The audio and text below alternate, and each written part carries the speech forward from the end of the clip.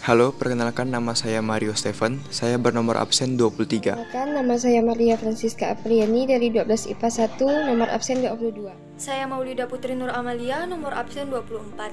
Di video ini kami akan memberikan informasi mengenai biografi dan perjuangan seputar Muhammad Yamin.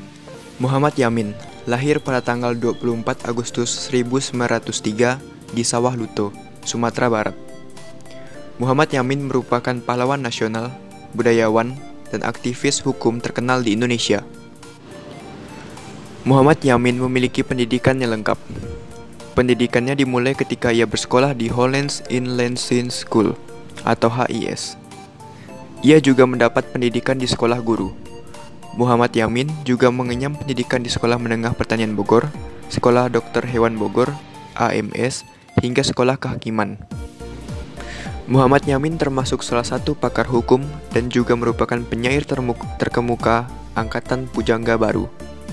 Ia banyak menghasilkan karya tulis pada dekade 1920, yang sebagian dari karyanya menggunakan bahasa Melayu. Karya-karya tulis Muhammad Yamin diterbitkan dalam jurnal Jong Sumatera. Ia juga merupakan salah satu pelopor puisi modern. Muhammad Yamin banyak menulis buku sejarah dan sastra yang cukup dikenal, yaitu Gajah Mada pada tahun 945, serta Peperangan Diponegoro, Tan Malaka, Tanah Air, Indonesia Tumpah Darah, Ken Arok dan Ken Dedes, Revolusi Amerika. Sebagai sastrawan, gaya puisi suami dari Siti Sundari ini dikenal dengan gaya berpantun yang banyak menggunakan akhiran kata berima. Tak hanya itu, ia pun disebut-sebut sebagai orang pertama yang menggunakan bentuk sundeta pada tahun 1921. Sekaligus pelopor angkatan penjaga baru berdiri pada tahun 1933. Dibesarkan dalam dunia pendidikan yang berlatar belakang Belanda, bukan berarti Muhammad Yamin memihak Belanda yang kala itu menduduki Indonesia. Semangat nasionalismenya tetap berkobar, dan dibuktikan dalam bentuk karya sastra dan menghindari kalimat yang kebarat-baratan.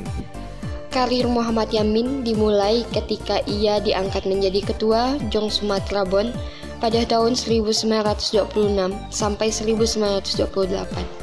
Kemudian pada tahun 1931 ia bergabung dengan Partai Indonesia. Kemudian partai tersebut dibubarkan. Selanjutnya, Muhammad Yamin mendirikan Partai Gerakan Rakyat Indonesia bersama Adam Malik, Willy Po, dan Amir Syafruddin. Seperti yang kita ketahui bahwa Muhammad Yamin merupakan anggota dari BPUPKI dan Panitia 9, yang dimana organisasi ini berhasil merumuskan Piagam Jakarta. Piagam Jakarta merupakan cikal bakal dari Undang-Undang 1945 dan Pancasila. Dan juga tercatat bahwa Muhammad Yamin pernah bergabung dengan Komite Nasional Indonesia Pusat. Setelah Indonesia merdeka, Muhammad Yamin banyak memegang peran-peran penting dalam pemerintahan Indonesia.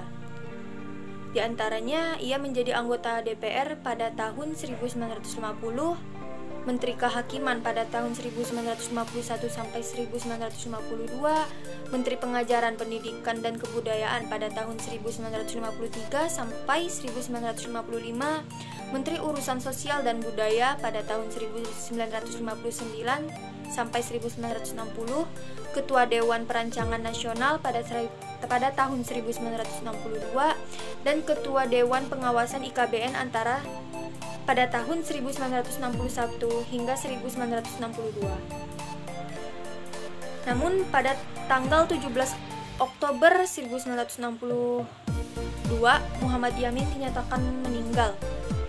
Ia wafat di Jakarta dan dimakamkan di Sumatera Barat di Desa Talawi. Ia meninggal ketika ia menjabat sebagai Menteri Penerangan. Muhammad Yamin dianugerahi gelar tokoh pahlawan nasional pada tahun 1973 sesuai dengan SK Presiden Republik Indonesia nomor 88 TK 1973. Sekian dari saya, terima kasih.